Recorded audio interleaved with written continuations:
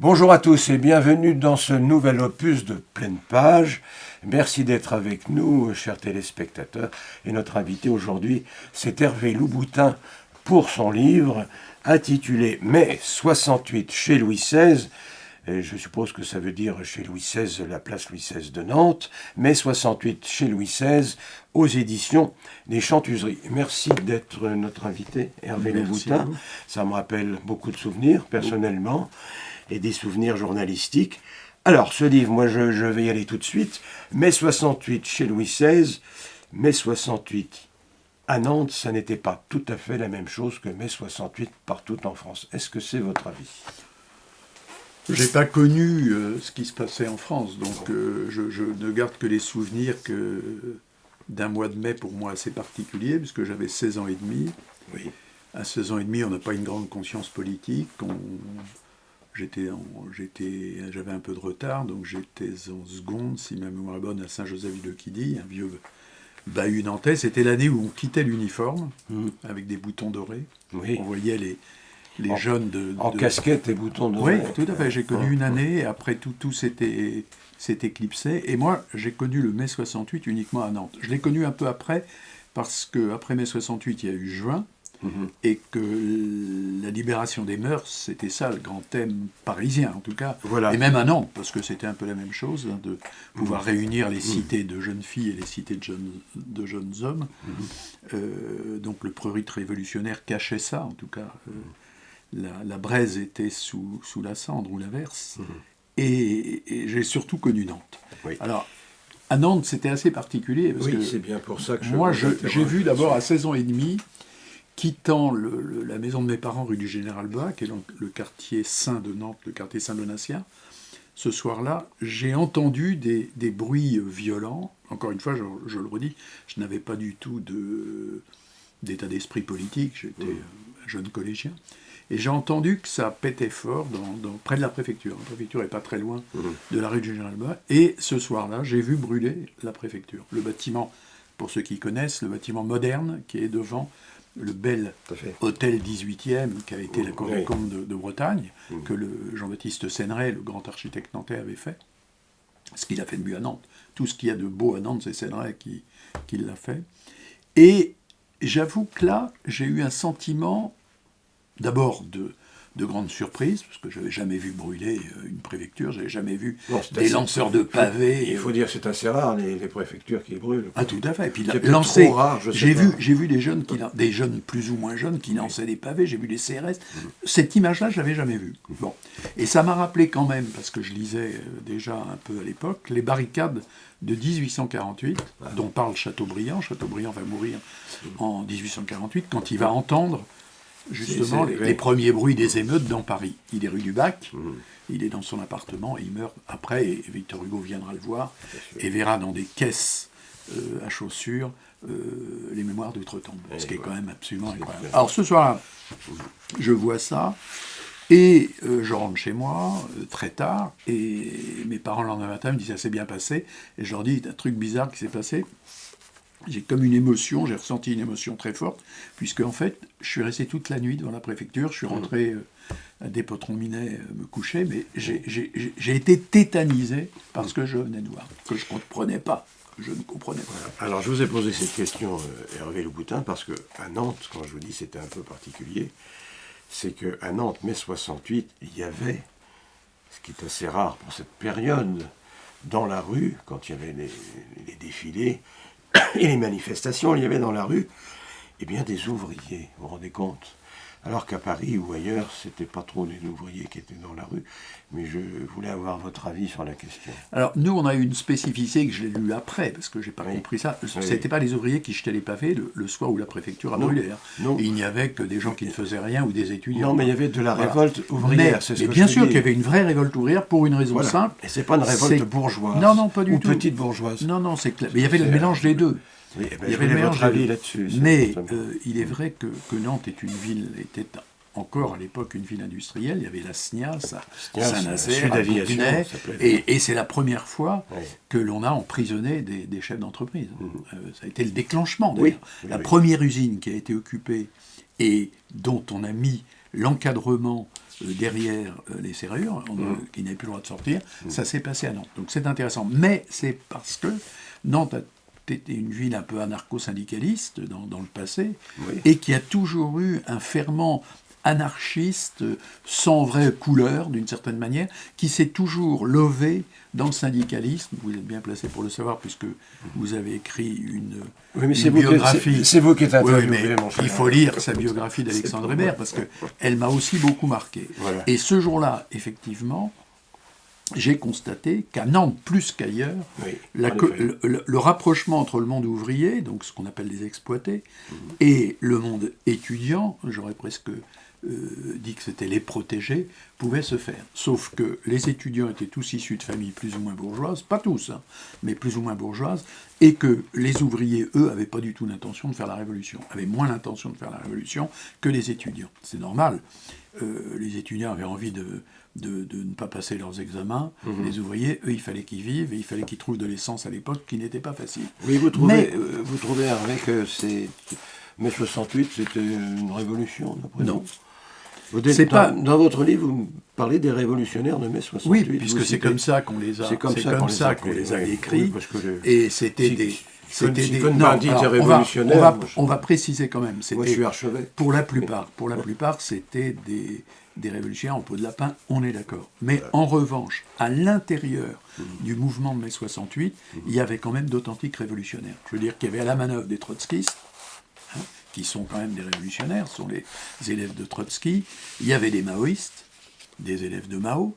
Il y avait tout un tas de courants dont on ne parle plus maintenant, tout ça est tombé, mais c'est les ancêtres, si on prend aujourd'hui de M. Mélenchon ou de M. Besancenot. Ce qu'il faut comprendre, c'est qu'il y a 50 ans, ils existaient déjà. Toujours cette quête de la révolution permanente avec l'international, nous ne sommes rien, nous serons tout, et nous sommes les damnés de la terre. Voilà. Donc, mais ce qui était le plus impressionnant pour moi, qui n'avait pas encore investi le champ idéologique de la Révolution et des idées politiques en général, on viendra à la suite après, c'était de constater qu'on pouvait être en guerre civile. Et c'est la seule fois, jusqu'à aujourd'hui, dans ma vie, où j'ai senti cette espèce d'approche d'une guerre civile, de gens qui allaient s'entretuer. Et ce soir-là, je peux vous dire, pour le souvenir que j'en ai en tout cas, quand on regarde les images d'archives, puisque l'INA les a conservées, c'est très impressionnant. Oui. Et le préfet, alors on en revient au préfet de l'époque, demande à Paris la permission de tirer dans les manifestants. Tout à fait. Et je le raconte, c'est le début de mon livre, et on lui interdit, déjà. Mais ce soir-là, le préfet dit « Mes CRS n'en peuvent plus, je leur donne l'autorisation de tirer. » Bon. Et on lui dit non. Et Paris dit non. Oui. Et Paris dit non. C'est très important pour comprendre après l'issue de mai 68. Et le préfet, on va le muter immédiatement à Châteaubriand. Il va partir, parce qu'on va lui dire ce que vous nous avez proposé ne tenait pas la route, il ne fallait pas le faire. Et c'est vrai qu'il eût mieux valu qu'il ne tirât point, comme disait l'autre, parce qu'il y aurait eu des morts. Oui, et à Nantes, il n'y a pas une mort.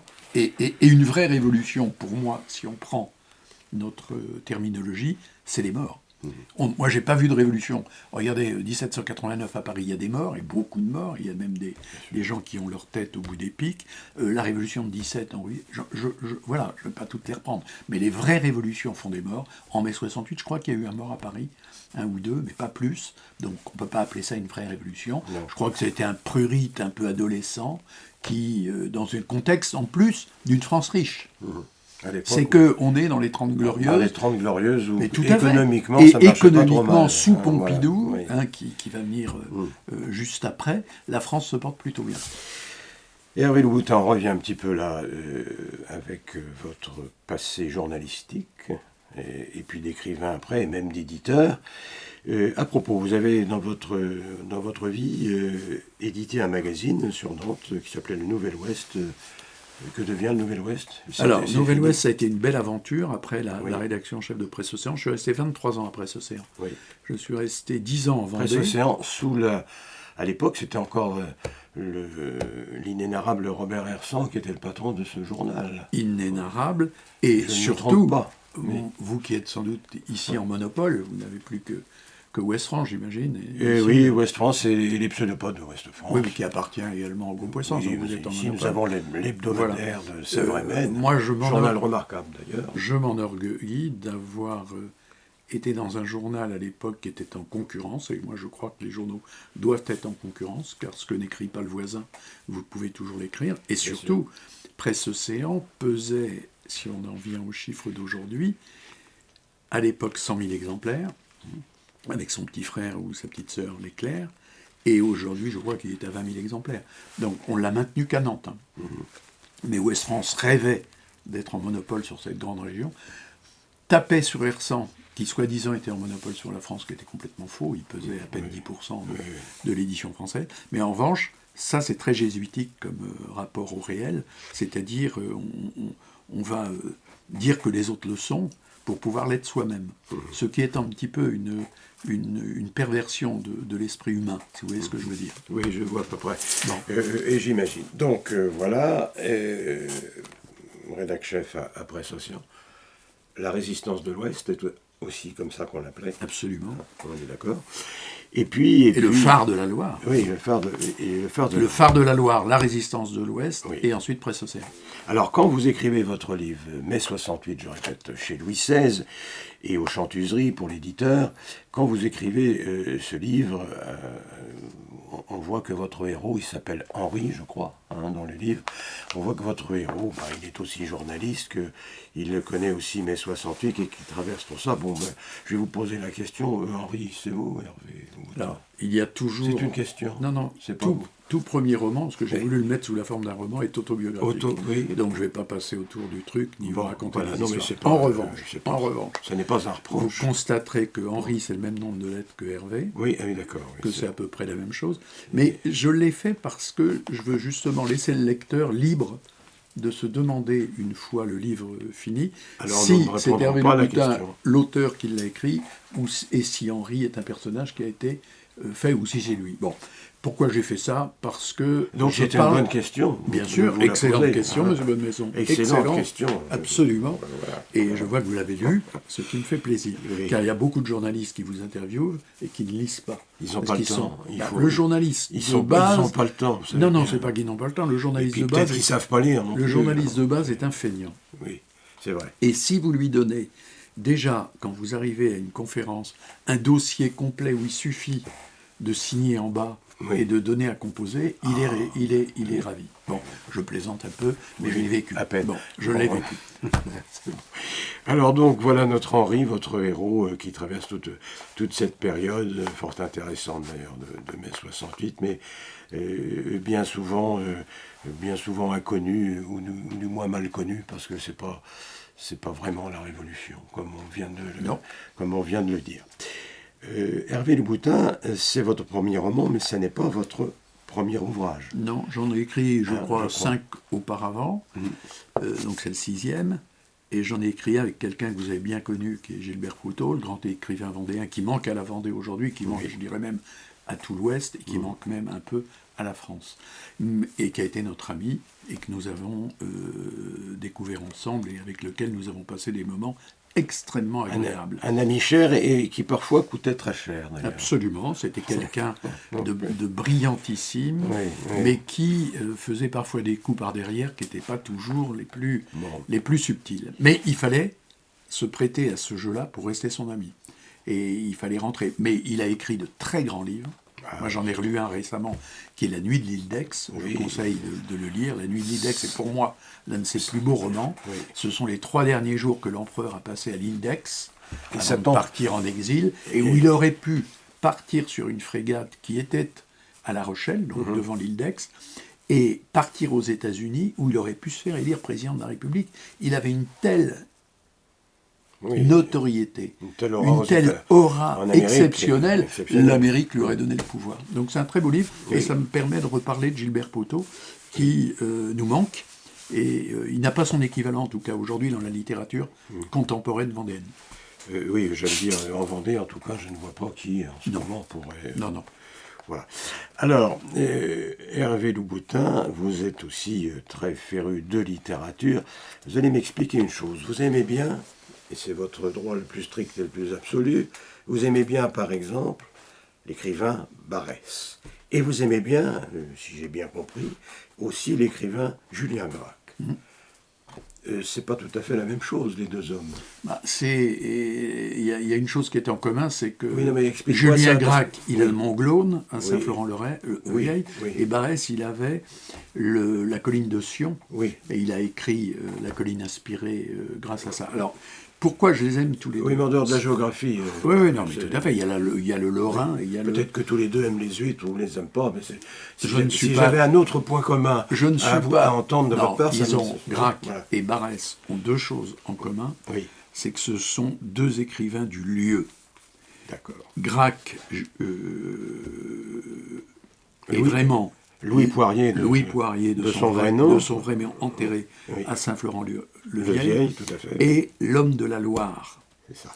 Et l'homme du haut-bocage, si on peut dire, parce que je pense toujours que l'excroissant jusqu'à Saint-Florent-le-Vieil, C'est où le il y a eu haut-bocage. le passage de la Loire, c'est un peu le haut-bocage vendéen. Bon, ça pour un, là.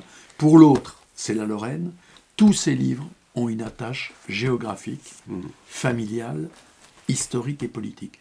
Et ce qui les relie, parce que les époques ne sont pas les mêmes, Bien sûr, bien sûr. il y a quasiment un siècle de différence, c'est qu'ils écrivent remarquablement bien. Ah bah ça, nous sommes C'est d'accord. Barrès écrit comme un dieu et Gracq écrit également comme un dieu. Ils avaient une passion commune, je crois, c'était cette capacité de la liberté, de rester libre, de ne pas rentrer dans des chapelles, de ne pas rentrer dans le politiquement correct qui nous bousille tout actuellement, mais de rester eux-mêmes.